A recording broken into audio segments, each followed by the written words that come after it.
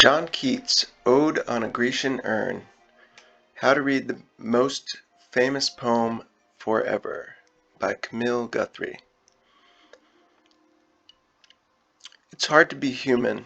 It's quite hard to be 23, an orphan, and a struggling poet with little formal education, whose father died when he was 8, and whose mother died when he was 14, whose brother died of tuberculosis after he nursed him, and whose inheritance was withheld by a guardian so that he could not marry the woman he loved.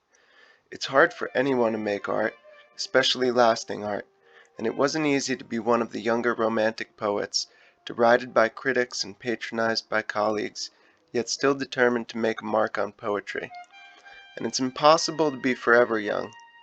John Keats, nevertheless, wrote a series of odes in quick succession in 1819, and died soon after at the age of 25, leaving us with these remarkable poems of eternity. This young and ambitious man, who went to meet his friend at the British Museum, found himself astonished and preoccupied by the grand and alien classical Greek works of art he encountered. Haunted by the loss of his mother and brother, and entering a period of meditation on aesthetics, he found himself ready to write poems about, as his Poetry Foundation biography states, quote, the irresolvable contrarieties of experience, end quote, and the transformative powers of the imagination. Keats rendered the urn of this poem one of 6 odes, out of many influences, including his friend Benjamin Haydon's articles on art of antiquity, and from several artworks, the Elgin marbles, the Townley vase, Claude Lorraine's paintings, and the Neo-Attic Sosibios vase that Keats traced an engraving of, among others. His urn, an imagined composite, reflects upon Keats' philosophical and emotional concerns, and contains his ambivalence about art and life within its rich, ambiguous tropes and vocabularies. Indeed, the poem's ambivalences haunt its readers still. Trope is a figurative or metaphysical use of a word or expression. As with any three-dimensional work of art, a vase, even a textual one, must be viewed from multiple angles. Keats tries various poetic and rhetorical approaches to the urn in each stanza in his desire to communicate with it. The overall strategy is apostrophe, the address of an absent figure, an abstraction, or an object. Thou still unravished bride of quietness, thou foster child of silence and slow time, sylvan historian, who canst thus express a flowery tale more sweetly than our rhyme. What leaf-fringed legend haunts about thy shape, of deities or mortals, or of both, in Tempe or the dales of Arcady? What men or gods are these? What maidens loath? What mad pursuit? What struggle to escape? What pipes and timbrels? What wild ecstasy? Keats first addresses the urn as thou, and in a rush of enthusiasm personifies it, a bride of quietness, a foster child of silence, and a historian. How can it be 3 things simultaneously, and how are a virginal bride, a lonely child, and a forest-dwelling historian connected? Both the bride and child dwell in silence, and perhaps the historian needs quiet to write this tale of the past. However, a bride is usually not a child, and though in Keats's time brides were usually not historians, they did have children, and silence and slow time are not human parents. Coherence of metaphor is not essential in the traditional ode form, but excitement is, and his incoherence reflects the tension the silent urn presents. Keats would like to engage with this ancient object, but he can't, so he must address it from many animated angles. Unravished, a fascinatingly ambiguous word, helps us understand this multiplicity. To ravish means passion and violence. Is the urn's slenderness and round opening attractive? Is it intact throughout its history? Usually poets represent contraries and binaries, yet Keats's eagerness demands a third option, an aesthetic tactic that enacts his idea of negative capability, to embrace contradictions and uncertainties, quote, without any irritable reaching after fact and reason, end quote. The poet excitedly asks what is depicted on the urn, a legend? Who, where, and why? Playful paradoxes dominate. He asks the urn to tell its flowery tale that is sweeter than our rhyme, at first giving the urn's painter's art precedence over his verbal art. He wonders about the figures on the urn. Are they deities or mortals, in tempe or arcady, pipes and timbrels? And are they men or gods, in mad pursuit of maidens, in a struggle to escape, or in wild ecstasy? Or of both, the poet says tellingly. Choosing becomes no choice at all. We can have both and love. We can have both and all.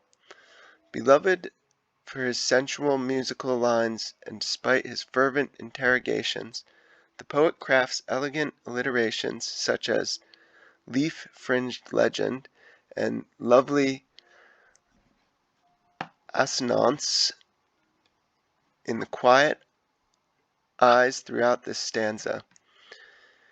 He delights in this pastoral imagery of antiquity, yet his ambivalence never leaves this Dionysian processing of either celebration or struggle or both. Keats also tests the difference between words and images in ekphrastic tradition that figures the verbal as male and the pictorial as female. The unravished bride signals an ekphrastic precedent in which male poets configure visual art as silent, female, and sexually frustrating and in need of dominating narration. Is she still because she is a static object, or because she is yet to be ravished? Whose wild ecstasy is this, we might ask? Is the bride also chaste in mad pursuit and struggling to escape? Keats's whole-hearted tone and persistent questions charm, yet a fraught word is haunts. The poet longs to know the legend haunting the urn's shape. To Keats, shape means form, and his careful form and precisely placed ode shadows the captivating, crafted urn. After this cascade of enthused questions, the poet switches tactics to tell readers and the urn and its characters what to think and do. Apostrophe turns imperative with an explosion of evers, nevers, and nots.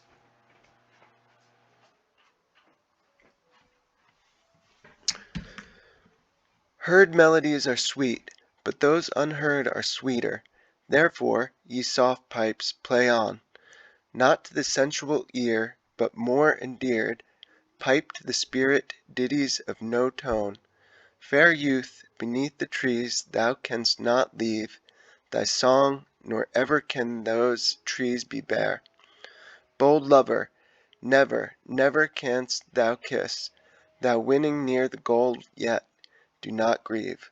She cannot fade, thou hast not thy bliss, for ever wilt thou love, and she be fair. Keats begins this stanza with confident wisdom. The urn's tale is sweeter than poetry. The urn's sweet silence music is preferable to heard melodies, played to the sensual ear. Therefore, ye soft pipes play on, he directs. In a charming pun, Keats rhymes ear with endeared. The spirit's ear hears more endearing ditties, and even the word ditties is endearing even though ditties have no tone in a poem of deeply felt tones. The enchanted sounds, calm, Caesurus,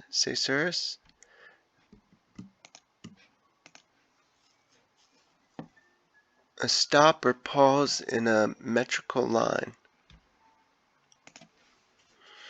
and finely placed iambs, soft pipes, create intimacy to deflect his anxiety, although he undercuts his own medium.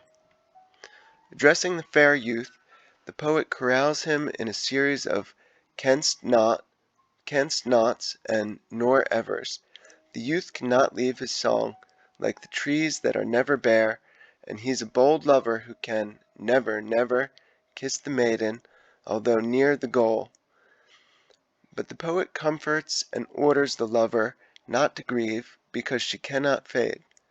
Fantasies of impossible ideals appear, a never-ending song in a never-ending spring, with a never-ending love between beautiful, immortal figures. Yet all this negation creates unease. We may long for those things, but they would be terribly uncomfortable and awfully inhuman. In a few lines Keats sketches these classical characters, the piper, the bold lover, and the young woman trapped in art's dilemma, to be forever young, in love, and never alive. Unlike human reality, on the urn nobody ages, falls ill, breaks your heart, or dies. Silent, the urn cannot answer the poet's questions, so that he can narrate its story and even counsel its characters. Yet why would someone, especially a young poet, long for love with no kissing, a bliss never to be had? Is sexual anticipation and idealized youth and beauty so much sweeter than love experienced? Keats's meter is light, charmingly landing on the page like the ditties, contradicting his argument that silent music is sweeter than poetry, which is another ekphrastic move to rival the seductive superpowers of the visual and assert poetic dominance. There's also a pleasant array of v's, leaves, grieve, ever, never, companions to the earlier, unravished and sylvan, a pattern that returns significantly. Leaving the overwrought images of the first stanza, Keats soars ahead. Ah, happy, happy boughs that cannot shed your leaves, nor ever bid the spring adieu, and happy melodist unwearied, for ever piping songs for ever new. More happy love, more happy, happy love, for ever warm and still to be enjoyed, for ever panting and for ever young, all breathing human passion far above, that leaves a heart high sorrowful and cloyed, a burning forehead and a parching tongue. Happy, happy! Today's readers may guffaw at the exclamatory tone of the third stanza. Its idealism and breathlessness have bothered critics. Keats's engagement with the urn surges in the center of the ode with an initiating ah and an overabundance of happiness. Now, the innocuous trees are doubly happy because they cannot shed their leaves again, nor ever bid adieu to spring, an idealized state of potential and renewal. The happy melodist can also play unwearied, and his songs are forever new, unlike any human artist or poet, who certainly cannot play without a break, and who struggles to compose new work. Note the two forevers in 2 lines. There are 5 whole forevers in this one stanza. Insistent repetition and exclamation are the stratagems here as a knowing signal to readers that this scene is one of artifice. Only in art can such happiness exist. Then the tone swerves again as the idealistic vision dissolves, and we return to reality. The repetition of still halts us because it refers to the urn itself. Its characters are still and silent, and its maker is dead, not at all warm. Thinking within his poem, quote, forever panting and forever young, quote, reminds the poet of how hard human love is. It makes one parched and feels cloyed, too much sweetness. The final three lines abandon happiness and portray real love as akin to an illness. Human passion leaves heart high sorrowful, sick with sweetness, feverish, and thirsty. It's hard not to notice these love symptoms are like those of tuberculosis. Even the repeating, halting H's sound breathless. While Keats revels in the still figures' representational loving, he laments actual, all-breathing experience. To be human is to live, to love, to leave. In the fourth stanza, Keats moves away from the painful disappointment of having a body to more questions, an artful return to his first strategy. Remember that the urn is not fully observable from one physical perspective, or fully describable through one metaphor or image, so we fall under the poet's spell in this action-filled, cinematic stanza. Who are these coming to the sacrifice? To what green altar, O mysterious priest, leadest thou that heifer lowing at the skies, and all her silken flanks with garlands dressed? What little town by river or seashore, or mountain built with peaceful citadel, is emptied of this folk this pious morn, and little town, thy streets for evermore will silent be, and not a soul to tell why thou art desolate can ever return. His questions, who, to where, from where, and why, envision a slow pastoral procession in which a mysterious priest leads a pretty cow to a green altar on a pious morning in a little seaside town or a mountain citadel at peace, a quiet religious ritual except for the lowing of the heifer. Make sure I'm saying that right.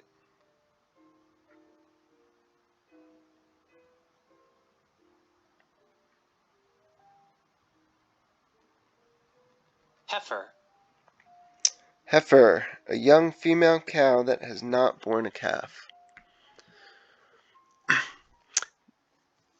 The sweetness of this picture contains a magisterial aesthetic touch, revealed in the figure of the cow and all her silken flanks with garlands dressed, a perfect iambic line, stocked with alliteration and assonance.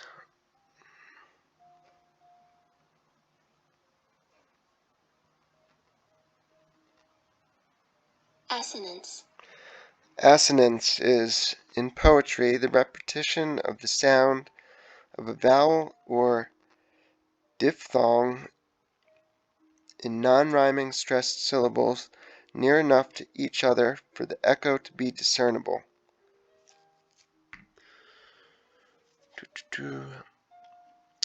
Assonance of K's, S's, and E's. Do not grieve, comforted Keats earlier. This fictional character can't die. She's not real, of course. The urn is a thing, and for evermore will silent be. It cannot tell a soul why thou art desolate can ever return. Desolate creates another moment of isolation and despair. Not a soul can express the tale of this little town. The artist of the urn can never return from the past. And don't forget that urns hold the ashes of the dead. Like the bride or the foster child tropes, the heifer, on its way to its death without any power to understand, is another innocent figure. This controlled stanza achieves negative compatibility within its vivid and unknowable mysteries, as Keats again humbly undermines his poetry, while he affirms the grandeur of the urn he imagines. It cannot answer his questions, yet it can. The lowering heifer prepares us for the next and final speaker, also not human, yet communicative.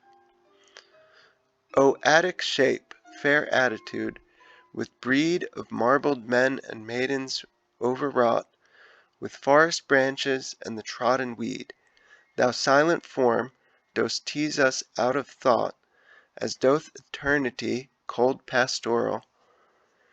When old age shall his generation waste, thou shalt remain in midst of other woe than ours, a friend to man, to whom thou sayest, Beauty is truth, truth beauty, that is all ye know on earth and all ye need to know. Keats emphatically apostrophizes the urn again, O Attic shape, fair attitude, and cold pastoral.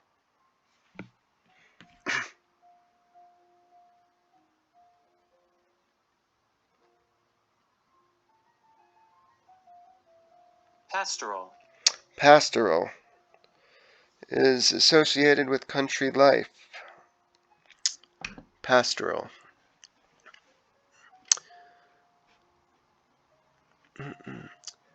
Um, where the heck was that?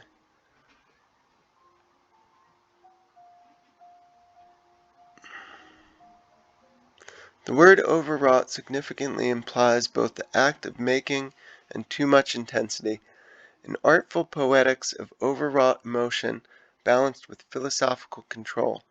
Keats switches from emotive engagement and painterly visions to a more objective diction, not without contradiction. In the last stanza, the urn teases onlookers and readers over time, out of thought as doth eternity. What does this daring statement mean? Exasperated readers have wondered forever. It could mean that exquisite art and beautiful people or landscapes or creatures or objects tease out our thoughts so that we can contemplate the abstract, the transcendent, eternity itself. Or does silent art take us out and away from our daily, quotidian thoughts, the burden of being human? Is this why the pastoral scene is cold and remote, not warm and present? Keats alerts us with heavy end rhymes and aphorisms that the poem will soon conclude, informing us that when old age wastes this generation, the urn will remain to witness other daily woes. It will be a friend to man, and say to us, Beauty is truth, truth beauty, that is all ye know on earth, and all ye need to know. Now what do these lines mean?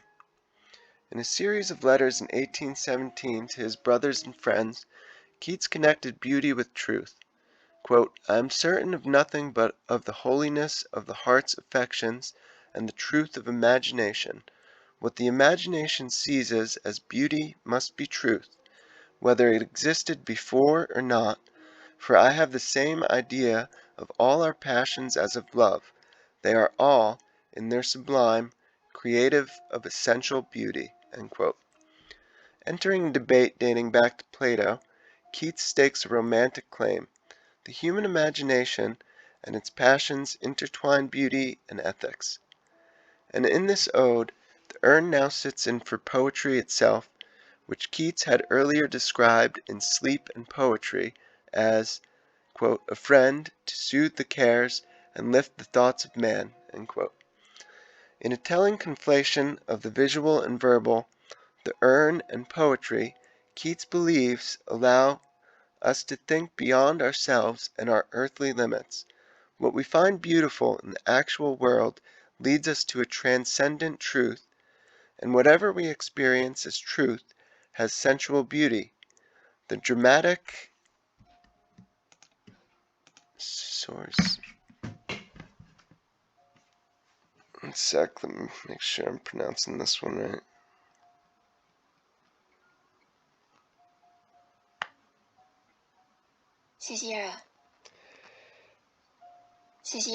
Ciciera. In Greek and Latin verse, a break between words within a metrical foot. A pause near the middle of the line. Man, I already read that one. I got it open twice.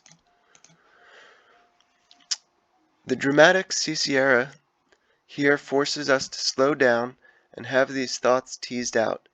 This dramatic instance of prosopopoeia, a common ekphrastic technique of voicing a silent object, concludes the poem with tangled intimacy. Who is really speaking? The urn, of course, speaks to the poet through time, and Keats speaks to us through his poem. A contentious history of critical arguments trails the meaning of the urn's utterance. Critics have found its statement to be frustratingly or delightfully enigmatic, dramatic, meaningless, or silly. My favorite readers of this poem, Helen Wendler, W. J. T. Mitchell, and James A. W. Heffernan, have written dazzling readings of this ode and influenced my own attempt. Wendler points out that the urn speaks to us with a maternal tone at the end. Again, we hear the lost mother appearing to comfort the child through ages of silence. The urn's words do not trouble Wendler. To her, Keats generously gifts the silent urn with philosophical language, the supreme aesthetic of this ode of many poetic strategies. Mitchell, drawing on the gendered nature of ekphrasis, quips that Keats feminizes the urn and, quote, could at least give her something interesting to say, end quote. The urn's language isn't only figurative, but also existential. Heffernan adds to this debate. He finds the urn's utterance to be the point in which Keats, quote, represents not what has been or will be, but what is, end quote. Language approaching being. What happens when we gaze at a work of art? Does it speak to us through time, or are its silence and distance incomprehensible? Can poetry ever capture the power of the visual arts? What use is it to make beautiful objects? In the great odes, Keats contemplates indolence, melancholy, a nightingale, the mythical Psyche, autumn, and the urn, an object envisioned with such careful fervor that it embodies both the poet's wish for immortal, affirming art and his apprehension that art and poetry cannot relieve human suffering. Keats surrounds the urn with all these pressing questions and tries to assure us at the end with its ventriloquent wisdom. Yet our doubts remain even in all this exquisite sound and shape, paradoxes to contemplate about art and life and beauty and truth, and that is why we are continually drawn to this poem. What is true is not always beautiful, and what is beautiful is not forever true. Negative capability may be a fantasy of identification with the other. The Greek world was not at all ideal. The poet cannot escape his pain, yet his pain can make a marvelous poem. The poem and the urn do not have one meaning. The point is to be overwrought, to dwell in the difficult paradoxes, questions, and exclamations, and not reach for the simple or factual. To be human and mortal, and not want to be, and to want to make art.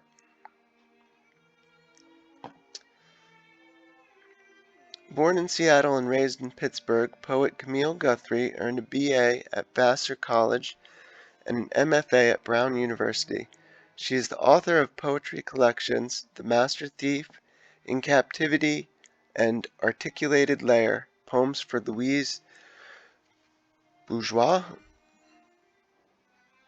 Her experimental long poems and intertextual poetic sequences often engage.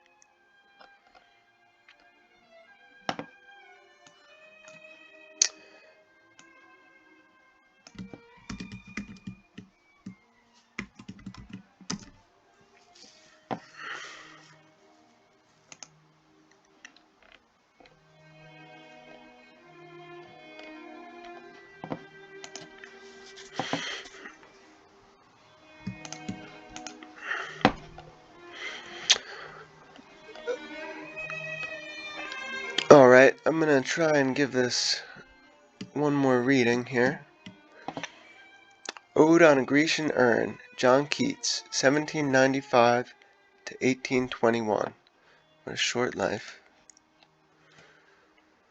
Thou still unravished bride of quietness, thou foster child of silence and slow time, sylvan historian, who canst thus express a flowery tale more sweetly than our rhyme, what leaf-fringed legends haunt about thy shape, of deities or mortals, or of both, in Tempe or the dales of Arcady? What men or gods are these? What maidens loath? What mad pursuit? What struggle to escape? What pipes and timbrels? What wild ecstasy? Heard melodies are sweet, but those unheard are sweeter. Therefore ye soft pipes play on, not to the sensual ear, but more endeared, pipe to the spirit, ditties of no tone. Fair youth, beneath the trees, thou canst not leave thy song, nor ever can thou those trees be bare. Bold lover, never, never canst thou kiss, thou winning near the goal, yet do not grieve. She cannot fade, though thou hast not thy bliss. For ever wilt thou love, and she be fair. Ah, happy, happy boughs, that cannot shed your leaves, nor ever bid the spring adieu, and happy melodists, unwearied, for ever piping songs, for ever new. More happy love, more happy, happy love, for ever warm and still to be enjoyed, for ever panting, and for ever young, all breathing human passion far above, that leaves a heart high sorrowful and cloyed, a burning forehead, and a parching tongue. Who are these coming to the sacrifice? To what green altar, O mysterious priest, leadest thou that heifer lowing at the skies, and all her silken flanks with garlands dressed? What little town by river or seashore, or mountain built with peaceful citadel, is emptied of this folk, this pious morn? And little town, thy streets for evermore will silent be, and not a soul to tell why thou art desolate can ever return. O Attic shape, fair attitude, with breed of marble men and maidens overwrought, with forest branches and the trodden weed, thou silent form dost tease us out of thought, as doth eternity, cold, pastoral. When old age shall this generation waste, thou shalt remain in midst of the other woe than ours, a friend to man, to whom thou sayest, Beauty is truth, truth beauty, that is all ye know on earth, and all ye need to know.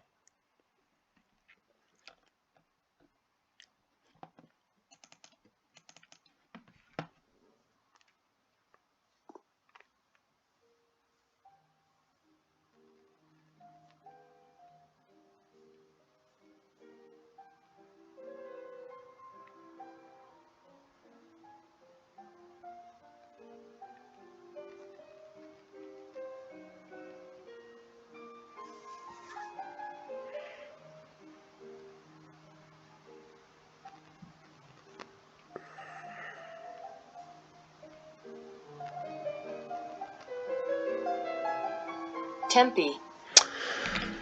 Tempe is a city in Arizona.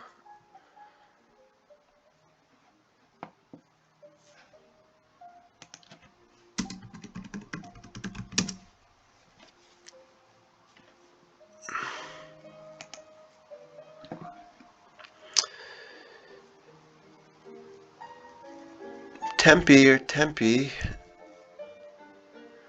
Tempeh or Tempe, is a traditional Javanese soy product that is made from fermented soybeans. So that's not what I'm looking for.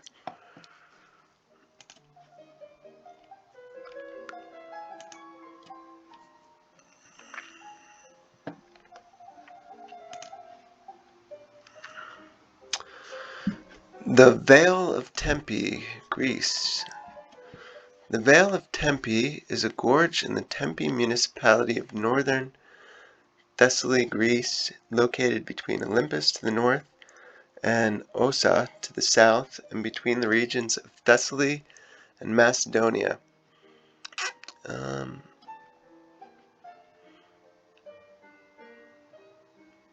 In legend, the Vale of Tempe was cut through the rocks by the trident of Poseidon. It was home for a time to Aristaeus, son of Apollo and Cyrene, and it was here that he chased Eurydice, wife of Orpheus, who in her flight was bitten by a serpent and died. During the Third Macedonian War in 169 B.C., the Romans broke through Perseus of Macedon's defenses here and later defeated him in the Battle of Pydna. During the revolution of Andriscos in 148 BC, the valley was the site of another conflict. Okay, what about Arcady? Arcady.